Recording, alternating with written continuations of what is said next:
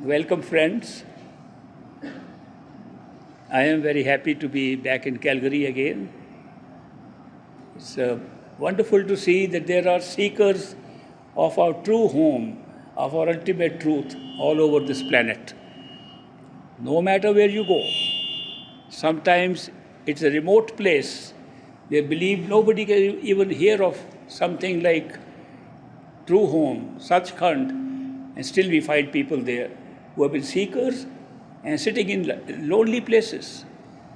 There are people who are seeking the same thing that we are seeking, and they are hiding in small places. They do not know where to go. This is the most wonderful arrangement that our own Creator made for us, that if we get fed up with this show we are seeing here, if we get fed up of our life in the physical plane here, He has made an arrangement for us to go back to our true home. The arrangement He has made is very simple. When we are tired of this world, we think this is not our place, we become a seeker of something else. The seeking takes place in our heart. It is the seeking that's the secret to finding. The moment you seek your true home, you're guaranteed to find it. No matter what, no matter where you are. If you seek your true home, if you want to say, this is not my place, I am tired, fed up, I've discovered this is not my home, and I want to go to my true home, and this seeking comes in yourself, you are bound to go home. This is automatic, natural made arrangement. How does it operate? When you seek, you come across another human being, just like yourself. No difference between you and that other human being, except in the awareness of that human being. You are only aware of what is happening outside. That human being comes into our life, and he knows everything, including where the true home is, and he is in the true home when he is speaking to us as a human being. That's the difference. My own master, Hazur Maharaj Baba Sawan Singh Ji, great master, he used to say, in those days there were no televisions, but there were radio sets. He used to say, if you place 10 radio sets here on the table, and 9 of them are not connected to the power source, only one is connected, they all look the same, the structure is the same, the radio sets are the same, only one will give you the news of the world because it is connected to the power source. Others look like that, are like that, built like that, but they are not connected to the power source. A perfect living master is a human being like us, but he's connected to our true home at all times. We can all be the same person. It does not mean he has special qualifications. We all have the same capacity, the same mechanism inside us, the same way to go back, which he has. There's no difference. This is God-given, Creator-given gift to us, that when we want to go to our true home, we have to seek and we will find. Now, what happens if you seek? We seek all the time. We seek things outside in the world. I should have more money, I should have a better house, I should have a new model of car, I should buy jewelry, I should buy new clothes, I should buy new furniture. We are seeking, but we are seeking things of this world. Therefore, we get those things. Whatever we are seeking, we get them.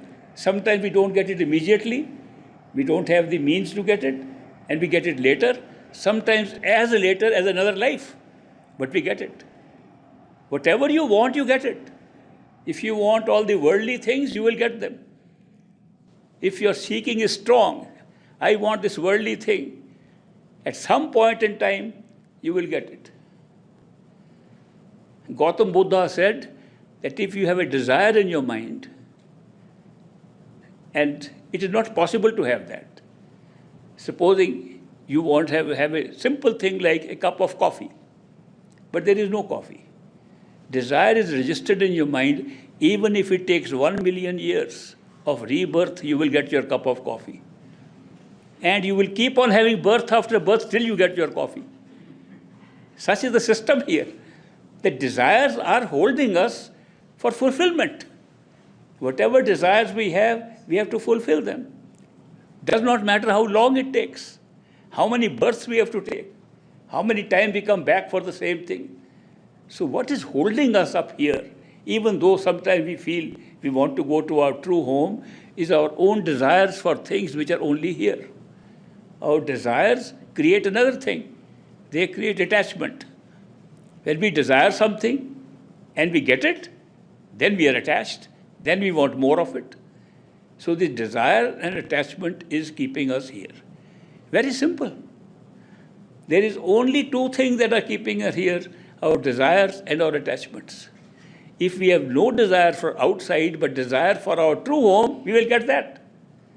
It all depends on what we desire, what we seek, that we get it.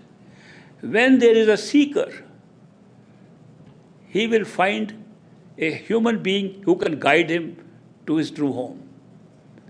Such a human being, we call him a perfect living master. A perfect living master is a person whom we call master because he can guide us. He is perfect because he operates from beyond the mind. All imperfection is created by the mind. Living, because living like us, he can talk to us. Supposing he is not living, but is perfect master, but is not living, he has died already, then he can't tell us anything. Because we always, as human beings, speak with our tongue, speak with a living person. If we want to speak with a dead person, we will speak in our head. When we speak in our head, we speak with our own mind. There's no other way.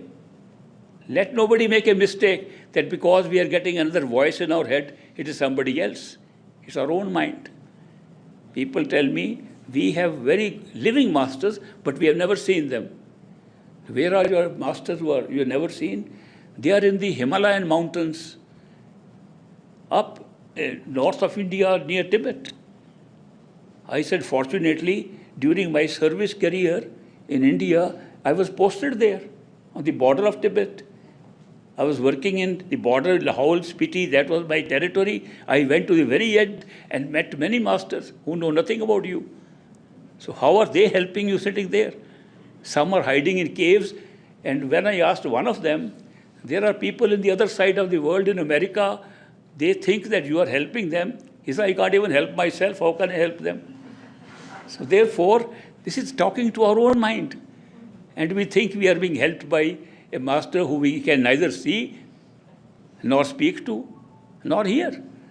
That is why, if you want to have real effect, you can fool yourself by thinking you are being guided by somebody else. But the truth is, you can only be guided by somebody who can say no to you. That's a living person. The mind will say yes. Mind will say, now, master, I am going to do something. I know it's a little naughty, but, who cares? Mind will say, okay, one time is all right. A guru has given me permission from inside. No, this is all talking with our own mind. Unless you have a living person, a living master, you cannot get true guidance. You get guidance of the mind, which is interested in fulfillment of desires outside.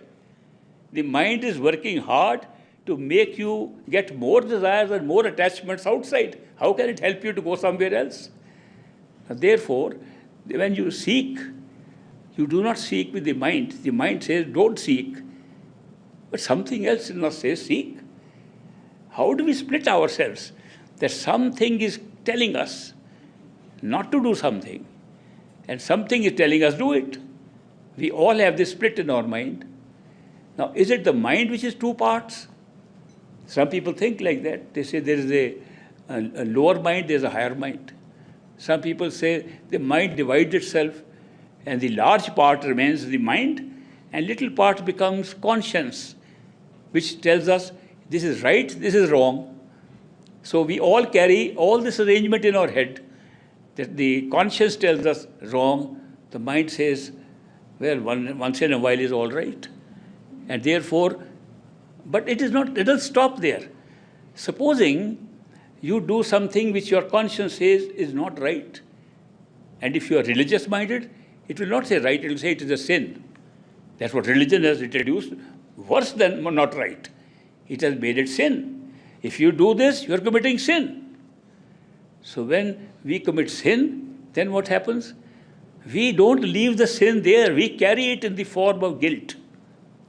And we are carrying so much guilt because of certain things we did.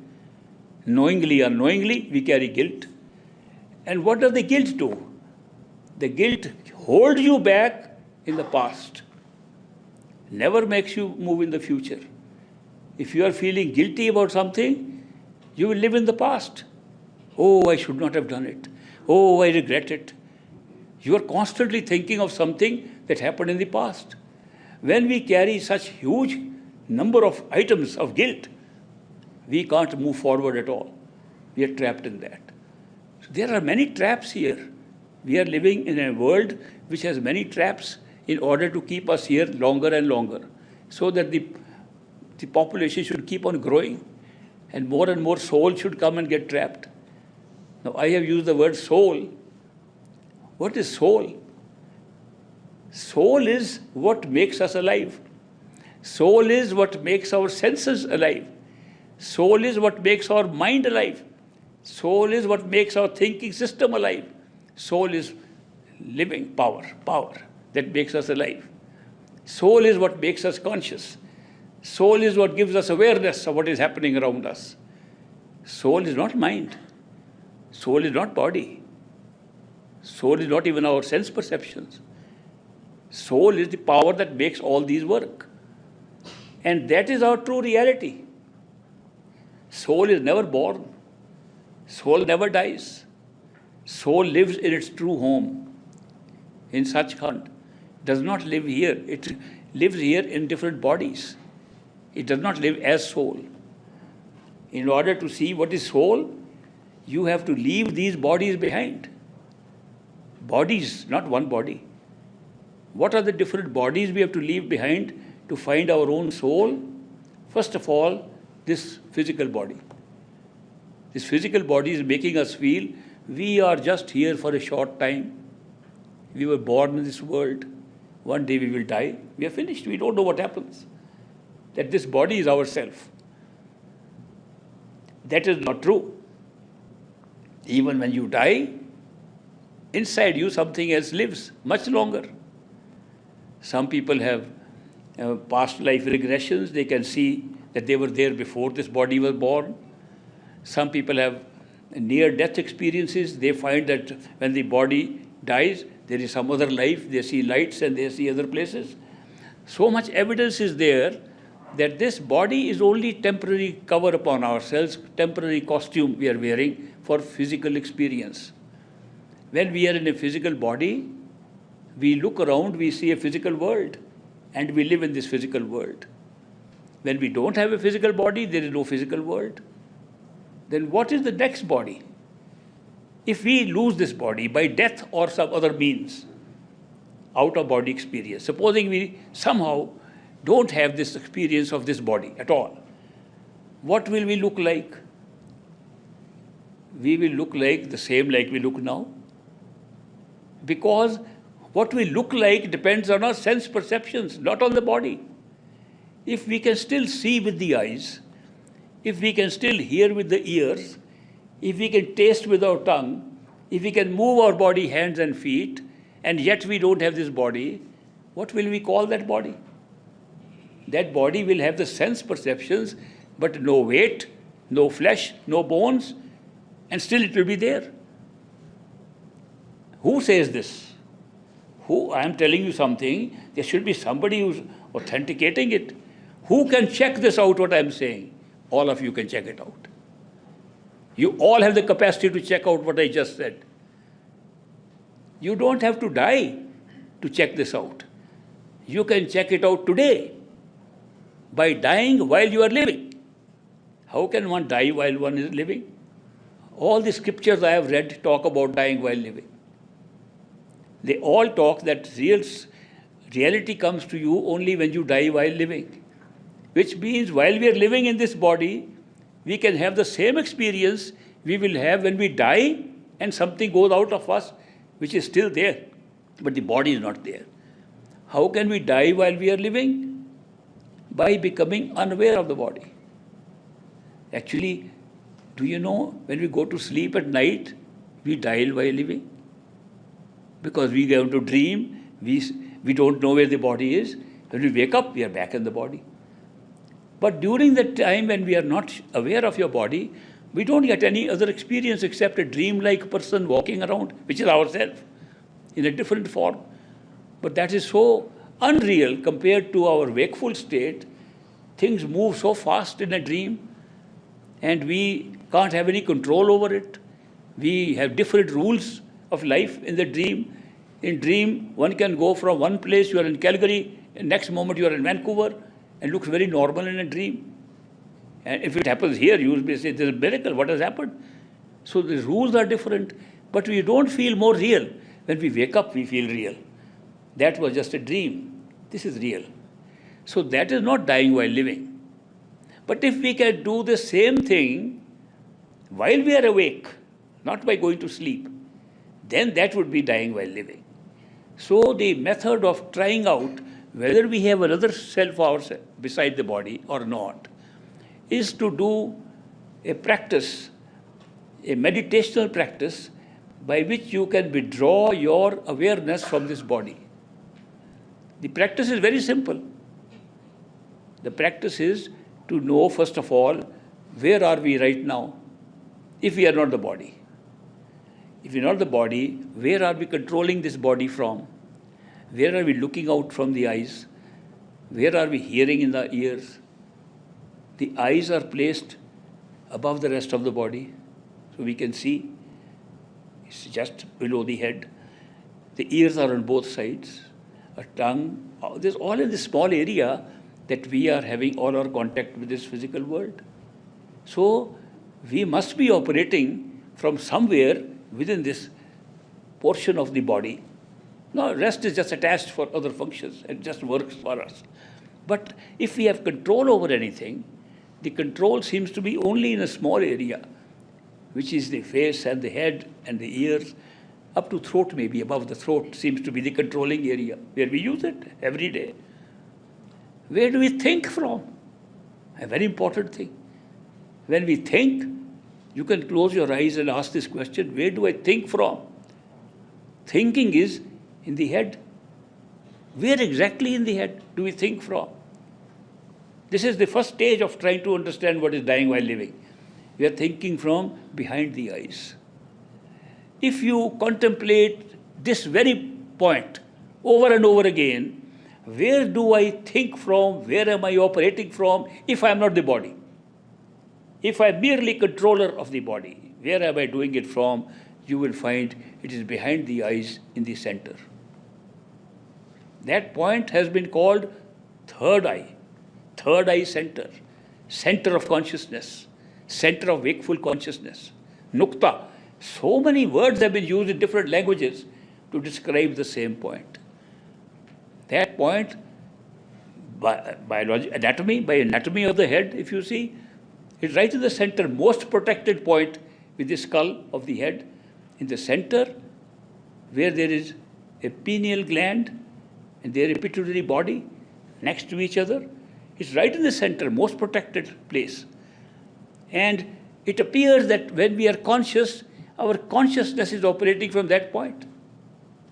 I remember in India, we were having a VVIP coming from another country, and he had a car accident and became unconscious and went into a coma. Since he was a very important person, we got the best brain surgeons and brain doctors from all around the world to see how we can get him out of his coma. And one very senior surgeon was examining that. I was standing to the chief minister of the state at that time. The chief minister asked him, "Sir, can you tell me what makes a person conscious? Now, this man has become unconscious. We are trying to restore his consciousness. Where does a person become conscious or unconscious?" And this very eminent surgeon said, "Sir, this is a question which all of us have been asking for thousands of years, and we have no answer, not even the medical profession. One thing we know, that if with a laser beam We touch this area, which is the pineal gland and the pituitary body hanging there, in the medulla oblongata, right in the center of the anatomy of the head. If we put a, say, laser there, the conscious man becomes unconscious. So we know that the area where this, whatever strange thing it is, which is consciousness, it is operating from there. So from science, metaphysics, personal experience, you can find that the consciousness which is making us aware is operating from behind the eyes in our head. Now we have been given some very big gifts for our daily life. One of them is called attention. We can put our attention where we like. When we read a book, we put our attention on what we are reading and we understand what we are reading. We don't scatter our attention. Sitting idly, we scatter our attention, everything is known equally. When we want to do something, talk to somebody, we put our attention there. What is the unique quality of this attention is, you can concentrate it wherever you like. Very big gift given to humanity, that we have a power of attention. That means our awareness can be focused wherever we like. And we are focusing on so many things in our life, but we never focus it inside. We always focus it outside. How would it work if you could focus your attention on the third eye center behind the eyes in the head? What would happen? If you were to imagine, imagination is another good gift. If you were to imagine you are sitting inside your head, in the middle, exactly at the point which I described, third eye center area, if you are sitting there by your imagination and continue to focus your attention and concentrate it there, what would happen? A lot of people have done it. You can also do it. If you do it, after some time, you will not know where your hands and feet are. Naturally, you are putting all your attention there. After more time, you will not know where your legs and arms are. Stay there longer, you won't know where your body is. You will have died while living. You are not dead. Everything working normal. But your attention has concentrated you in your head to a point where you are not aware of the physical body. At that time, you will find you are still alive. You can still see. You can still hear. You can do everything. And yet, you are doing it with something which looks like imaginary, but you are doing the same things with no use of this physical body. It's a great experience. Then, it depends how long you can stay in that state. You can stay there 15 minutes, 1 hour, 2 hours, and then think of this body, you are back here, because you just put your attention there to get that experience. But it's a very valuable experience, because it makes you know that your consciousness, your soul, your ability to be aware is not dependent upon this body. In fact, it gets enhanced when you are in that state. You see better. You have, every one of you has 20/20 of better vision when you are in that state. You can read anything there without glasses. There's no weight we have in that body. Any one of you can try it out. This is not a very difficult exercise. All it requires is that you withdraw your attention from outside things and put it behind the eyes at the third eye center. And you can have an experience of not only an out-of-body experience, which is sometimes a confusion. Merely out-of-body experience can also be done by another yogic practice. The yoga practices which are relying upon the energy centers below the eyes. You can concentrate on your heart. In yogic practice, there's a heart chakra. Hriday chakra is one of the important points from where your heart beats and gives you circulation all over the body. And if you put your attention there, you can also have an out-of-body experience. But in that out-of-body experience, you are aware of this body and that you are moved out. You don't become unaware of this body. You are aware of this body and that you can move out and see the body and come back. And many people in the West have been trying this out-of-body experience, and they feel there is a cord that is attaching them to that outer body. And they can be pulled back. If the cord breaks, this body will die. So they're very nervous when they do that. I have practiced with them, and I see how nervous they get. That cord may not break, and then we will die. They are afraid of death. But if you do the other way around, not heart, not a energy center, but center of awareness. This human body is the best designed thing in this whole creation. I do not know anything created, whether by man or by nature, more complicated and more useful like the human body. The human body has a different function at the eye level. Above the eyes is different. Below the eyes is different. Below the eyes are called Shakti, energy. All the energies are below the eyes. And they operate from different parts of the body. Behind and above the eyes is awareness, knowing what is there. Awareness, these are centers of awareness, these are centers of energy. Big difference. People think energy and awareness is the same thing. It is not. Energy can give you energetic experiences, even out-of-body experience, even things flashing around you, different colors can be seen. Lot of experiences can take place. But you don't get higher awareness that you have a body which is 1,000 years old. But if you are concentrating there and you become unaware of the body, the inner body you can remember was there 500 years ago, 1,000 years ago, your own memory in that body comes back. Big difference. Most of the yogis have been practicing their yoga. Yoga means union with your true self. In fact, they thought that the whole cycle of practice of yoga arises from the two eyes, where you are looking in the wakeful state, and going down to the bottom, and through the various energy centers, right at the rectum, the genitals, the navel, the heart, the throat, and the eyes. You go through a cycle, swing like this. They thought the body was designed like a house, which I also believe. It is very much like a house because it's got different levels. It's got different energy centers, so you could compare them with a house with 6 floors. It's like a 6-floor house. Eyes are at the 6th floor, and the bottom is at the ground floor. So you move by one floor to the other, and there are steps to move.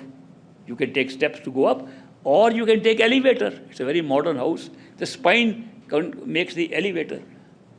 These yogis have done this to go from the wakeful state of the two eyes along the elevator down to the bottom, then take steps one by one and have different chantings, different mantras for every stage.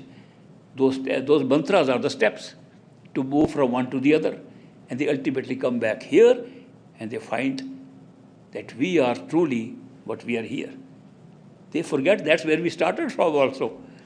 They just made a big round of energy centers, had many experiences on the way. But where was the awareness? Same awareness, they came back to tell us, oh, now we have found out this thing. But they found this world as real as they left it. No difference.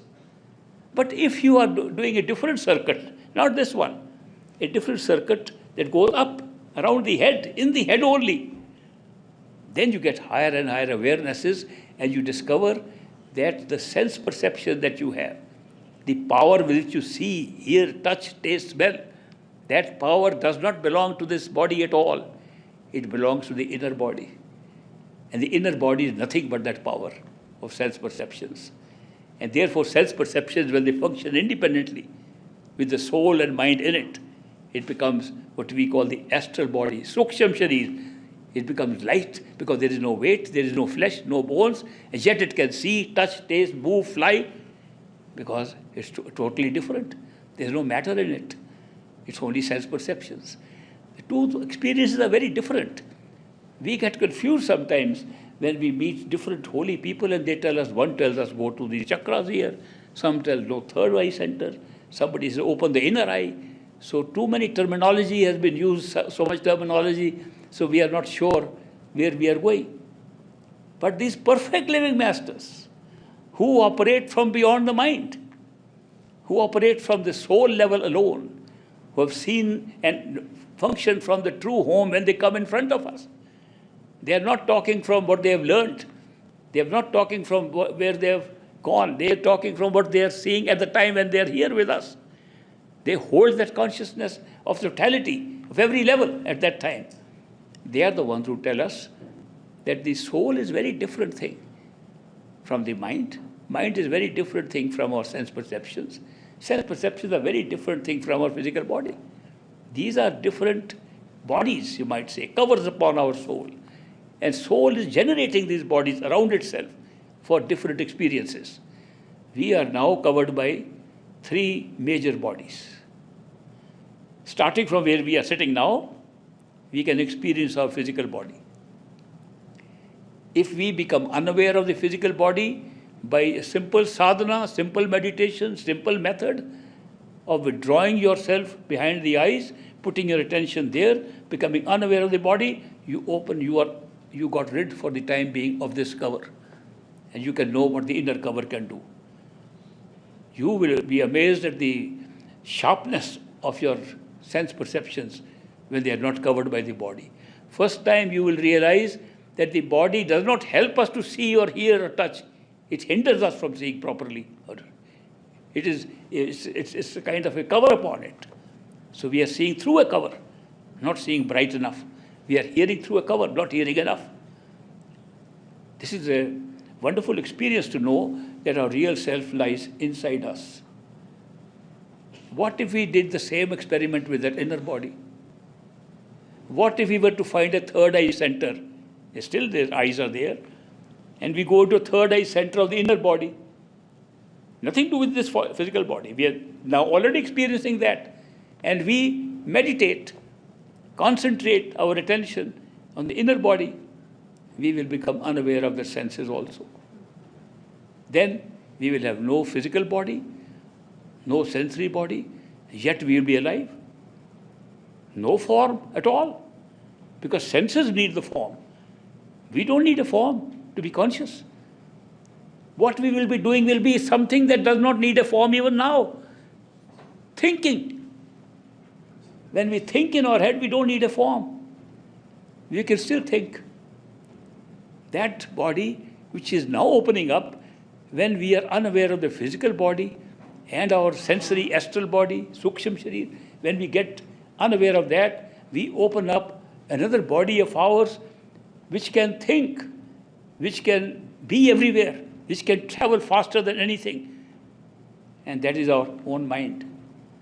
Mind thinks, and mind is our body. First time one discovers that what we thought was our head brain thinking was actually our own self when it is without a physical body and without sense perceptions. This is not something, I'm not telling you something that some rare scientist has done. We all can do it. Everybody sitting here can do it. It requires the same simple practice. What are we trying to do? Go within ourselves. Go more within ourselves. The truth is all inside us. Highest knowledge is all inside us. Highest awareness is inside us. Our true home is inside us. Our Creator God is inside us. Everything is inside us. The deeper you go inside, more you will find. Because the structure of this experience is built from inside out, not the other way around. This world is not built outside. This world is a creation of our experiences, creation of our perception. And perception is from inside out. And our own experience that we are there is inside out. Ultimately, when the mind comes, it can lead to so many experiences. We think we are so many people having different bodies and different minds. There you will find there's only one mind we are sharing, all of us. And now that you can't explain here at all. How one mind is being shared, everybody is thinking differently. How can we all be participating in the same mind? Universal mind is creating everything. The biggest saints have come and biggest mystics have come and told us that here unity is one, that all thoughts are rising from one level. And they talk of the universal mind and they say that is where you will find everything merges and has all been separated from there. And yet we do not call them perfect living masters, because they are still talking about the mind. They are still talking of something which is born and dies like this physical body. It may have 3-4 million years of life, of physical time. It's still not the soul. It's not pure consciousness. It is something that only operates in time and space. It creates time, creates space, creates events, creates karma, creates all this, and then operates. Our soul has nothing to do with any of these things. We just give power to the mind and it begins to create all this. We give power from the mind to our senses and we get a sensory body. And all that combination gives power to the physical body, and we are here in this world experiencing a physical world. And all this can be discovered by the reverse process of going within, step by step. Perfect living masters tell us that our true home is beyond the mind, beyond the universal mind. Our true home is not in space and time. Our true home is from where space and time is being generated, being created. Our true home is where the minds are created, where the universal mind is created. Our soul does not have any of these things. Our soul is the power that creates all these things. So if we have to discover our own soul, we have to go beyond that. Now here, this is a big problem. And that is where the difficulty of finding such a master exists, because most of the masters of the world have taken us to universal and only one mind and said this is our true home. Nobody has come and told us that can't be a true home. Our true home creates these things. Therefore, to go beyond that, we can do nothing. Because when we do something, like I am telling you, concentrate your attention here, anything we do requires our mind's effort. If there is no mind, how can you put effort? Therefore, the mind fails. Effort fails. No amount of effort can ever take us to our soul, because effort is all mind. And we stop there. So many enlightened people telling us about the truth of insight, going within, are stopped there because they tell us how to put the effort. Now, how can you be effortless? A friend of mine, I was studying in the Harvard University, he was a great meditator. So one day, he wrote an email to me. He said, my friend, I have found out we can never find the truth with effort. And therefore, it has to be something effortless. At the end of the email, he writes, now I am going to try very hard to be effortless. Mind is like that. Even to be effortless, we want to put effort. There is nothing that we can do without effort. Can you think of something that is without effort that you can do? Nothing. Everything in the world requires ego. I am going to do it, I will do it, effort. And here we are talking of a state of being, state of our reality, where effort does not work because it is beyond the mind. There is one thing that can work beyond effort. That is being pulled by the love of somebody. Love can pull you where no effort works. Have you ever had made effort when you fall in love with somebody? No, love pulls.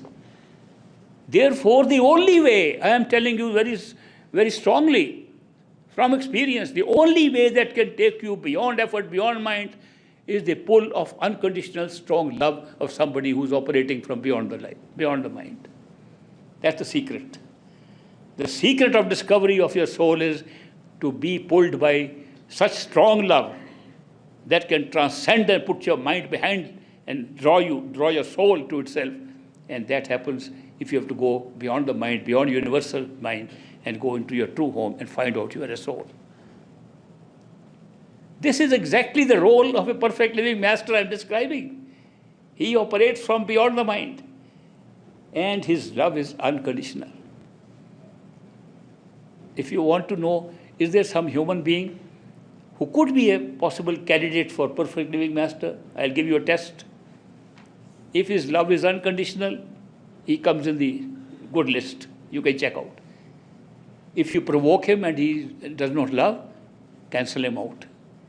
If you hate him and then he doesn't love you, cancel him out. A perfect living master is one who will love you if you love him. He will love you if you hate him. He will love you if you kill him. He will love you anyway. There is no condition whatsoever. Why would he do that? Why would he Why would he do this kind of thing to give you such unconditional love when you don't even care? He will do it because your soul is seeking and ready to go back home. Period. The only secret of getting an experience of that unconditional love is to be a seeker of your true home. When you seek that, you don't seek with the mind, you seek with the soul. Mind resists. I don't have time for that kind of thing. And yet your soul is seeking inside. People sometimes see their own neighbors, own brothers, sisters, own relatives. There's a very good friend of mine. He has been on the spiritual path all his life. He came and told me that his brother is coming to see him, and the brother does not believe in any of these things. So please don't talk any spiritual stuff. Talk politics and all that stuff. Also, he's a rich man. Talk of money. How to make more money, he will love you. I said, okay, I'll meet the brother. So the brother came, and I met him at my friend's house. The brother was very nice. He came with his wife. The brother and the wife were there, and they said, we understand you give talks. I said, no, but those are, I'm trying to avoid him talking about it. He said, can I attend your talk? Now I am wondering what I will do with him, and his brother is shocked. What will happen if he goes and hears my talk? That will be very bad. So then he will criticize his own brother. You are caught up with this kind of a cult or something. This is terrible place we are in. Have you forgotten your religion? Have you forgotten your God? You are listening to a man who is not talking of some other stuff. My friend was very apprehensive what will happen. But the brother and the wife came to the talk. I was also very apprehensive. I wouldn't look at them. What are they doing? And after the talk, they wanted to have personal interview. Both of them. I said, all right, now I have to meet this challenge. They came to me for a personal interview. And they said, what you spoke, we have been seeking from childhood. And my brother doesn't know. What you are talking of is exactly what we have been looking for. All our life we have waited for this moment. I'm telling you, seeking is something very different. It is not what we talk to people about. It's inside. And we know it. There is certain knowing which is different from rational knowing. What's the difference? One is derived by thinking. You think about something and you know. That's called rational knowledge, rational thinking, because you applied your reason to thinking. The other thing comes suddenly to you without thinking. It's called intuition, gut feeling. What is gut feeling? It comes to you suddenly, no time, no thought.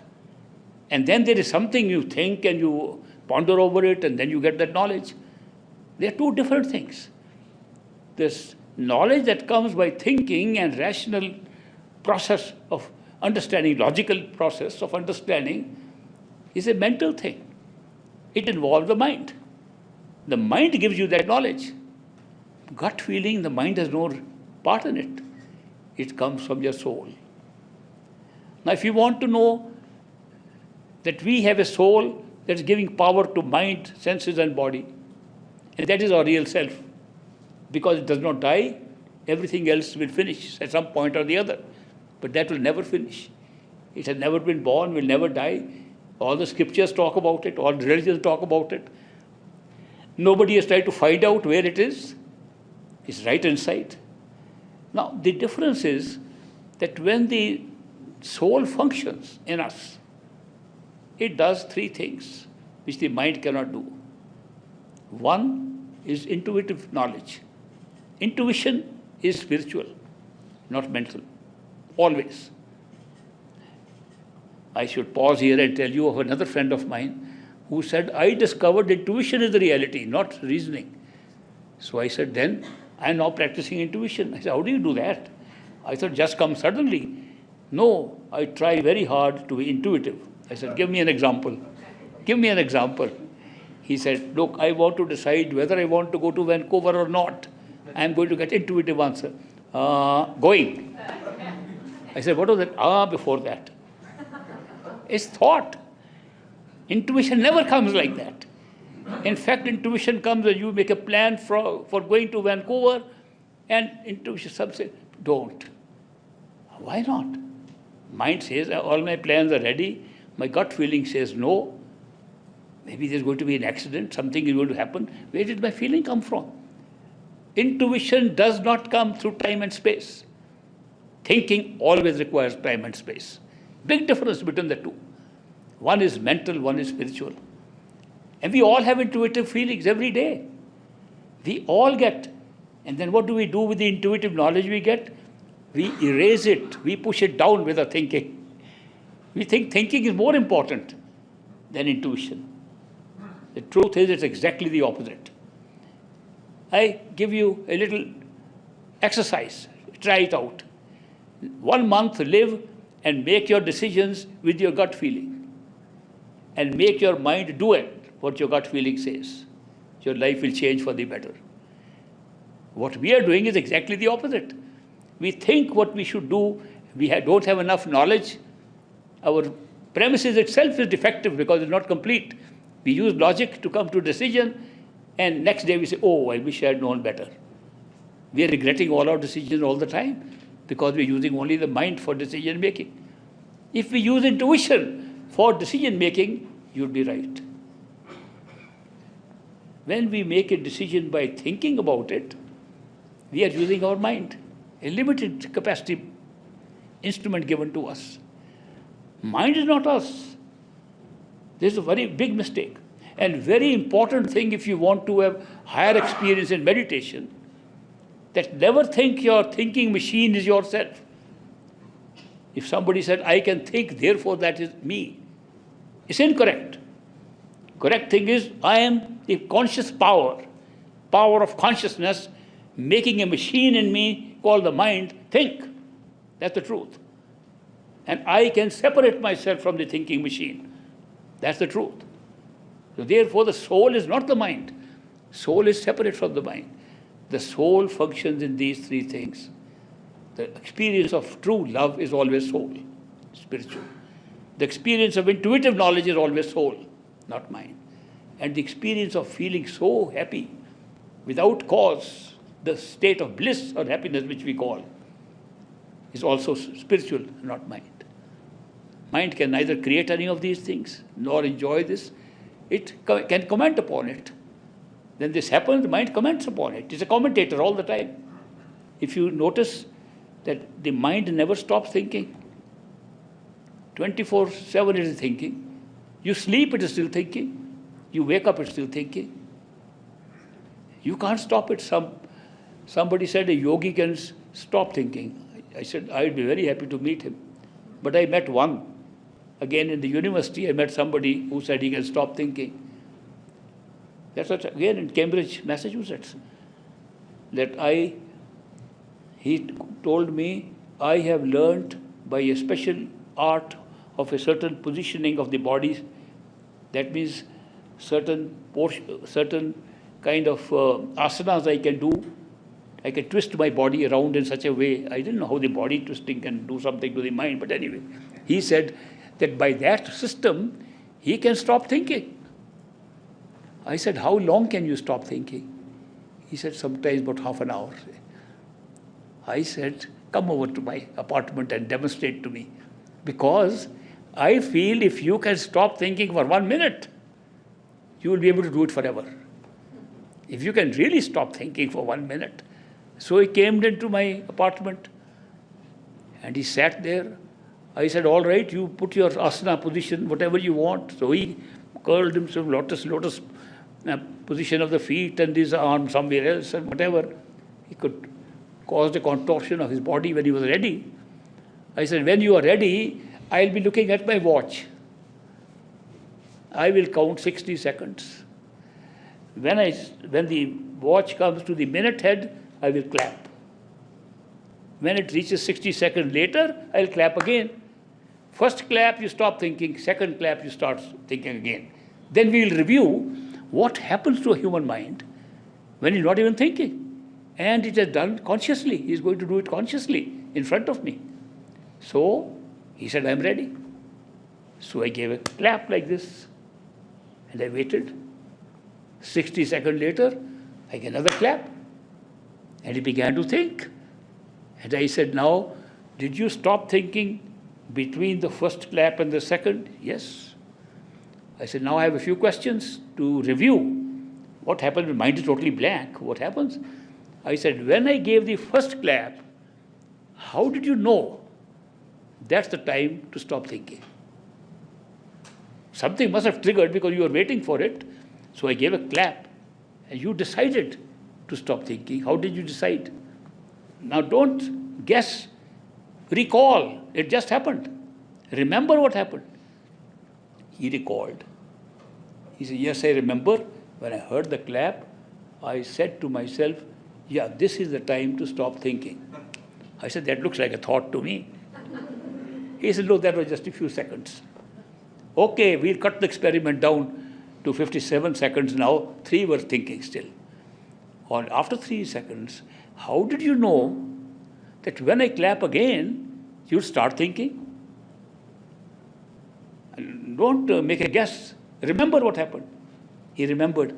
Oh, yes, I remember. Then I said, and I will not think till the second clap comes. A few more seconds go on.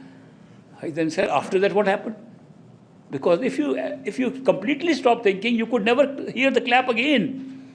So we reviewed, and at the end of a 10-minute, 5-minute conversation, he put his hands like this. Oh my God, I was thinking more in those 60 seconds than ever before. What made him think that he had stopped thinking? He could not understand how he really believed he was not thinking. And yet he was thinking all the time. I had to explain to him why he thought he was not thinking, because the mind does not think in one channel. You can be thinking certain words and stop those words, and you are thinking at a different level. You don't know that's also a thought. This is particularly known to those who do mantra, chanting in the mind. They do Simran in the mind. When they are repeating the words, they think they are repeating the words. They can hear a commentator on top of it. No, you are going too fast, you are going too slow. That's also mind. That's also thought. The mind can think in so many channels. Most of us use 3-4 channels. I was once posted in a job where I had the good fortune to receive His Holiness Dalai Lama. He had to escape from Tibet. The Chinese attacked, and he came to India. I was a civil servant in India. I was given the responsibility to take care of him and to house him in Dharamsala. I was posted there. So I received him, and he was a young man, and he was very keen to know, because we used to compare our meditation techniques. He had 2 tutors with him, senior tutors, who taught him how to meditate. He was a young man. And I used to have a Land Rover given to me by the government. We used to go out, and by the time he learned to speak a little bit of our English in the languages, I would discuss with him. He discussed this system of the different levels of the mind. And he could observe up to 8 levels of the mind thinking. And we think we have stopped thinking, and we are now doing our Simran. We are doing our repetition of holy words in the mind. Holy words are going on, and we are thinking of all the other things of the world on top of it. So therefore, that's what made the man mistake, that he could stop thinking. He could only shift from one channel to another, and he thought he stopped thinking. When I made him recall that, nobody can stop thinking. Thinking is like the heartbeat for the body, thinking is for the mind. If you stop thinking, you will die. It's as simple as that. Thinking is an automatic component of having a mind. Therefore, we think all the time. And that is why nobody is able to stop thinking. What you can do when they say you still your mind. Stillness of mind does not mean stop thinking. Stillness of mind is keep the mind away from yourself. That you can do. You always hear the words of your mind when you say you are thinking. Thinking as a perception, thinking as a knowledge is not based upon thinking. It's based upon listening to what you are thinking. The real secret of all experiences is listening. Supposing you are looking at something. I am looking at these flowers. How do I see these flowers? The flowers create an image in my head. Both images, yellow, red, this thing, just a combination of colors and a shape. I can't call them flowers. What I'm seeing cannot be called flowers. Then who is calling it flowers? My mind. The mind interprets. Now, when it interprets that these are flowers, it does not say these are flowers. It speaks, and I listen. And the mind says flowers, I know it's flowers. This is such a subtle subject I am coming to, that if you study all your experiences of all five senses, they are all dependent upon listening. And therefore, I can tell you the summary of it is, the soul listens, the mind speaks. It's a divided function. The soul listens, the mind speaks.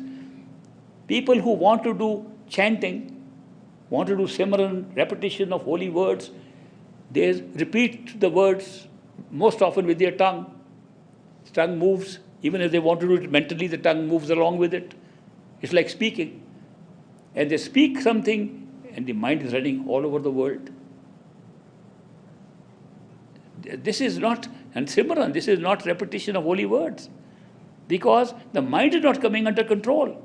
It's supposed to be controlling your mind, so you can make the mind do what you want. Mind is a machine. It's like a computer.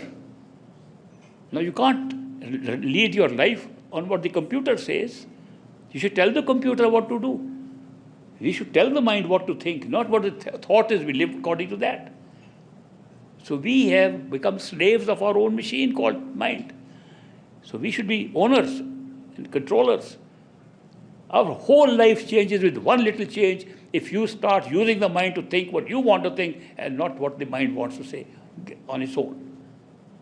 So we have to take control of the mind. So that is why when we are saying something and we want to make it worthwhile for us, we listen to it. If you want to make your Simran, your repetition, your chanting, your mantra effective, don't merely speak. Listen to what you're speaking. Because when you will listen to what you're speaking, your attention will go exactly inside. If you don't, your attention will go to the secondary and tertiary thoughts that are going into your head all over around the world. Kabir says, I'll tell you in Hindi and translate it for you. Mala to kar mein phire.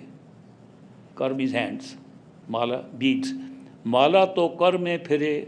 जीभ फिरे मुख माही मनवा तो चाहूँ देश फिरे ये तो सिमरन नाही. That your beads are in your hand and you're moving the beads, your tongue is repeating words, your mind is going around the world, don't even think it is Simran. It's not a repetition. No use. It's a waste of time.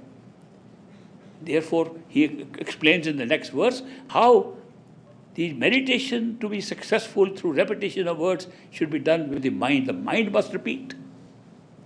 Now, when we try to force our mind to say some words, you might have noticed in the beginning the tongue moves with it. It's not the mind repeating, it's the tongue repeating. And you are listening to something, the mind is free to think of anything else. When you think, when thoughts are coming, has your tongue ever moved? Never. Thoughts are pure conversation in the mind, and the tongue never moves with it. That's how the Simran should be done. Thought should be replaced. The chanting and the Simran is only effective when the thoughts are replaced by those words. Not that the tongue repeats the words and the mind is allowed to think whatever it likes. Even there, when you even replace the thought, secondary, tertiary thoughts will come. When I have a meditation exercise with myself, we are having an intensive meditation retreat. We're having 2 of them this year, 2 next year. And I sit with people to meditate. I tell them beforehand that when you repeat the words, you can listen to some other part of the mind still speaking. Repeat in 2 tongues, both the languages in different terms. If you hear 3, in 3. Dalai Lama, I told him in 8. All of them should be repeating the words. Their mantra was very simple. Om Mani Padme Hum. That could be repeated. But you know how they repeated it? In the border with Tibet and where I went, they had a big stone on the way, some rock. They would write these words all over it. 1,000 times. And they would be, while walking, go over it one round, 1,000 Simran done. 2 rounds, 2,000. That's how they were doing it. Or they had a prayer wheel in their hand with the same mantra written all around it. And you swing like this, 100 mantras done. Swing twice, 200. And their thoughts are all somewhere else. What are you getting out of it? These rituals that we have created outside, they do not leave you any inkling of what is happening inside. To go inside, you must go inside with your attention completely. And put your attention on what you are listening more than anything else. If you listen to what is inside, strange things happen. Supposing you try to listen to your words that you are speaking. And this is another challenge for all of you. Just try to listen to the words that you are thinking, and you will hear other sounds that you have not heard before. Those sounds are not words. They are sounds. Where those sounds are coming from? People hear sound of bells inside, like conch blowing inside, like little bells ringing inside. Nothing to do with these ears. You can plug these ears. You can still hear the sounds. Where do those sounds come from? The sounds come from your soul, inside. The soul is something that has the capacity to be conscious. But supposing there's nothing around to be conscious of, won't it be conscious of itself? How will it express its own consciousness? It will express itself at different forms, in different ways, at different levels, where you are without or with the bodies. In the physical body, the soul expresses itself in the form of a music, a sound, that's so melodious that no outside sound we have created with musical instruments can compare with it. Each one of us has that. If you listen to the words you repeat, you will hear the sound. You listen to the sound, you will be pulled inside to your own self and become unaware of the body much faster than by effort. Now here again is something effortless. Why? The sound pulls you. You don't go and search for it. Just like love pulls you, sound pulls you. And as you examine that sound further, you find it's a secret to our own consciousness.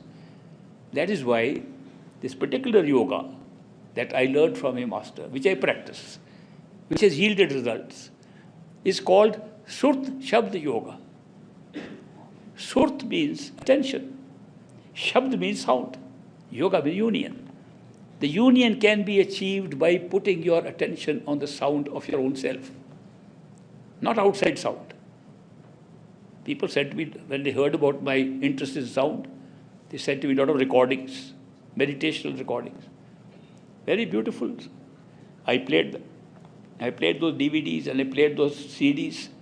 The sound was beautiful. Taken at the seashore is the sound of the sea, sound of nature, sound of birds chirping, sound of different musicals, sound of musical that seem to simulate the sound that have been described, like little bells, big bells. But they didn't do it now. They were doing it all the time. Churches have big bells on top of that. Big bells calling us. There are sounds of the bells in every temple, in Hindu temples. Mosques call the long bar is given by the Maulvi, the priest is calling by loud voice in the morning, calling everybody. Sounds are being repeated because it's the sound that pulls our soul, our attention within to the soul. But we make them outside and think that will pull us into the soul. It doesn't. They're just symbolic. It is true that the sounds that come inside by themselves resemble the sound of a big bell. That's true. It does not mean that the big bell outside can help us. The big bell inside can. It's true that the sound inside resembles the long sound of a conch or the long sound of any musical instrument. It resembles that. But it's not the same. This one has a pull inside, which draws you inside, makes you forget your body faster than any effort you can put in. But the outside sound cannot do it. So we are very often creating images outside. We have even created temples outside, whereas the real temple has been gifted to all of us right on our bodies, in our head. Best temple, best church, best synagogue. very best we all carry with us. And we go around looking for outside man-made temples, man-made mosques and churches, forgetting we are carrying the real thing with us. We sometimes have to make the shapes also of the outside buildings to resemble our own head. They used to make domes at one time. This is the real dome to put your attention in, to go visit this dome. If you want to go to the real church, real place of worship, God is sitting inside here, not in those man-made things. Those are symbols. They were designed to remind us to go to the real thing. But we began to go only to the man-made things. Real thing is made by the Creator. This shape has been given to us by the Creator. This whole system has been put into us by the Creator. And that is why when we want to get any real knowledge, it has to be found inside. There is nothing worthwhile to find outside on a spiritual path. I am making a very bold statement. I am saying there is nothing worthwhile outside. Then why are we going and looking for even a perfect living master? He's also outside. At least we are trying to make some exceptions. Am I suggesting that even a perfect living master we see outside who has that awareness and can give us this is also not real? Yes, he is also not real. He cannot be more real than anything else that is around us. If this world is illusion, if this world is Maya, just created by our own perception, created by our own consciousness, then a perfect living master is no different and also created by your perception. Then how can he be different from the rest of the illusion? An answer was given to this question by a famous yogi from India who visited this country more than 120 years ago. His name was Vivekanand. Swami Vivekanand came and he was not known. He was a poor guy sitting outside on the steps of an American lady. And she asked him questions and he spoke good English. So the conference, World Conference of Religions was taking place. So he was invited to speak there. And he gave a very good speech. On the second or third day, when he was speaking, he said this. He said, "Friends, I have been telling you for 2 days that this world is unreal. It's illusion. It's Maya. It's not real what you think it is. But if I am telling you that, then I must also be unreal, because you are seeing me in the same way as you are seeing the rest of the world. The truth is, I am also equally unreal as the rest of the world, with one difference. The rest of the world is pulling you to itself and making you stay here forever. And this illusion is making you go within yourself and find the reality. That's the only difference. One is leading you to the discovery of the fact it's an illusion, and the other part is taking you further into the illusion and allowing you to think it is reality. So that, why do we need? This question has been asked by many people from me. If God is inside us, we are the seekers of God. We are the seekers of the Creator. We are seekers of our true home, which is inside us. Why do we need a third-party intervention? Why do we need a guru at all? When the whole thing is inside us, we don't need anybody outside. We should have direct access to the reality and truth inside us. Where is a place for an outside agent to help us to go inside if the whole truth is inside? The answer is simple. That when we close our eyes thinking we are inside, we are still outside. We have no clue what is going inside. We think closing our eyes is going inside. No, we are still looking outside, but we can't see because we closed our eyes. It's common sense. How can you be inside? The fact that you have to withdraw your attention inside, that the withdrawal of attention is something totally different from focusing attention, that we have been trained continuously to focus attention on things and never taught how to withdraw attention. How can we just close our eyes and say we are inside? That is why. If in our unreal experience, a part of unreality comes to tell us how to go inside, we should take advantage and see if it works. Then what will happen? Supposing by getting guidance from an unreal person who we qualify because of his awareness, outside awareness of being total, and we take the guidance and go inside, what will we find? That person was never outside, he was also inside. That is why, remember, a perfect living master is always inside us, never outside. We can't see him inside. We don't know how to see him inside. He appears as an image outside. And once he has shown us that he's inside, he remains inside. He is not a guide in a human body. In a human body, he is going to die like us. Human body is not forever, whereas the soul is forever. So even a perfect living master's truth, reality, is inside us, not outside. But to discover the master inside, we just get guidance from what looks to be a master, perfect living master outside. It does not mean that he's something different from the rest of the illusion. He's part of the illusion. Reality is still inside. All this truth comes to our knowledge, to our awareness by going inside. Nothing is outside. Nothing outside is real. It's all made up. So that is why when we know how to go inside, no matter how we learn it, but that's only part of this picture I'm showing you. There's another part of the picture which we designed before we ever came here. If we are immortal souls and we were in great bliss in our true home, where we are trying to go now, why did we ever leave it? Where is the justification for leaving such a goody place, such a nice place where we were having all the time love, bliss, everything that's described, and then come down into a place of pairs of opposites, pain and pleasure, tragedy, terror, all kinds of things happening, hospitals, prisons. What was the need for this? Why did we leave such a nice place and come into a place where there's so much horror going on here? Any justification for that?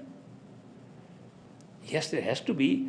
If our totality of consciousness is our totality of intelligence, we couldn't be that stupid to leave such a beautiful place and come and get trapped over here. No. We made a complete arrangement before we ever left our true home of what we are going in for, how we can come back. Complete arrangement was made beforehand. We were intelligent enough for that. What was the arrangement? First of all, we will have experiences that will look real, but will not really be real. Like dreams. We can have a very terrible dream, a nightmare, and we cry in the dream, what's happening? Horrible. We wake up, thank God it was a dream. Now can you imagine? That's exactly what we say when we go to our true home. Thank God the whole thing was a dream within a dream within a dream. Nothing was really real. But when we were in it, we wanted to make it real. Otherwise, why would we go to just have a dream that we know it's a dream? Nobody ever thinks a dream is a dream unless you are unaware of the person sleeping. Otherwise, it's a daydream. You're just thinking about something. You want to make a dream real, you should not know who you are, where you are sleeping, and take another body to run around in the dream and wake up in the body which you had to sleep to make the dream real. The whole show of experience, to create an experience through consciousness, was designed to make reality, not dreams, not illusions. Of course, the process could be called illusion. The process could be called dream making. But once it is made, it was made into reality. This is real. Where we are sitting here, for us, this is the only reality. Not only is it real, it's the only reality we have. I'm talking to you about other levels of experience, they are imaginary right now. They could be there. Maybe they are there, maybe they are not. It's just somebody's imagination. This is real. Where we are sitting here, where we are talking, where our bodies are, this is real. Do you know we get the same feeling when we are dreaming? Dream, that's real. Till we wake up, we can't know what is reality. Sometimes we speak the truth also in a dream. Many of you must have had a dream where you could feel it's a dream. And you ran around telling other people, you know it's a dream, it's not real. And you woke up, there were no other people. So although you were speaking the truth, you were not aware of the truth. Same thing happens here. We are talking of truth, we are talking of higher consciousness, and yet if this is not real, who am I talking to? We have not created dreams, we have created realities through the process of dream. That's the most marvelous, miraculous way in which nature has constructed these whole universes. that we have been able to create levels of reality. The other thing is, at one time we can have only one level of reality in our consciousness. When we sleep, this reality disappears. Other one becomes real. We wake up, that becomes unreal, this becomes real. We go to the higher level of consciousness, to the astral plane, become unaware of this body, that alone becomes real. This becomes dreamlike. We go to still higher level, that becomes real, everything else is unreal. At all levels, we have only one level of reality, except when we reach the top. This totality of consciousness holds all the dreams together. It holds all the levels together. At that point, you can see the whole structure of creation from a single consciousness. That's the greatest experience possible, according to me. I can't even imagine, contemplate in any way a greater experience than totality of consciousness, where the entire creation is within that consciousness, and all levels are there. Perfect living masters who are amongst us as human beings, part of this show, carrying that consciousness of totality, they can share anything with us here, because they are not learned people. They are people who are actually experiencing all levels of creation at the same time. And they can operate as real at every level, and they are operating at every level, even when we see them here. They are perfect living masters. Very rare. Why are they so rare? My master, Baba Saval Singh Ji, used to say, at no time in history have we had too many of these perfect living masters. Even in Kali Yuga, Iron Age today, he said there are no more than those that can be counted on the fingers of the two hands. Such a huge population and so few masters. And yet we say, wherever there is a seeker, the master will come and find himself. They said when the chela is ready, the guru appears, Indian saying. When the disciple is ready, guru will appear. You can't find a guru. You cannot ever find a true guru. You can find some gurus who look like gurus. You can find gurus from their dresses they wear. You can find if they've got all ash on their bodies. You can find if they are talking in a particular way. They will claim to be gurus. There are so many gurus who claim they are gurus. And none of them can be perfect living masters. Why? Why not? Why, if a person is claiming to be a guru, why can't he be a perfect living master? Because perfect living masters have not come to explain something to anybody. They have come to pick up the marked souls who are seekers of that time. Period. They have not come to propagate any religion. They have not come to propagate any theory. They have come with a simple purpose. These are seekers ready to go back now. And in this time, this arrangement has been made. Who made the arrangement? Seeker, not the guru. The seeker made the arrangement. I am ready to go. Come and take me. And the master appears and takes him. If a master appears and accepts you and says, I accept you, which is often called initiation by a master, perfect living master. If he says, I accept you, we'll go back home, your journey is over. Your discovery of this event completes your task of going back home. Rest is merely a process that is automatic. It'll go through. But the mind doesn't accept it. So since we are functioning with our mind says, now what am I supposed to do that? Okay, meditate. Okay, follow a particular diet. Follow this, follow these rules. Mind says, this looks like something real. This, I can bite on this one. But if somebody says, to go to your true home, what do you require to do? Nothing. Nobody will believe it. You require something to do, so they give you all the instructions what to do. The mind carries on. Especially those who are very serious seekers. When they seek very strongly, they fail. The ones who are the most serious, they fail the most. They say, what happened? I remember in Great Master's time, in the Dera in India, there used to be a disciple of his who was a top official in a small state called Kapurthala, next door state. And there he was finance minister, He was the Chief Justice at one time, judge. He was holding those high positions in a small state. Since he's passed away, I can even give you his name. His name was Daryai Lal Kapoor. Dewan Daryai Lal Kapoor, he's written some books also. Daryai Lal Kapoor, when he retired, he came to the master and said, Master, I have retired, I want some seva, I want to do service. The great master said, you are a highly educated person, you held high positions.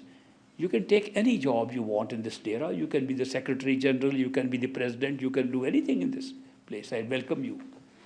He said, no, Master, if you permit me, I want to be your doorman. I want to stand outside your door.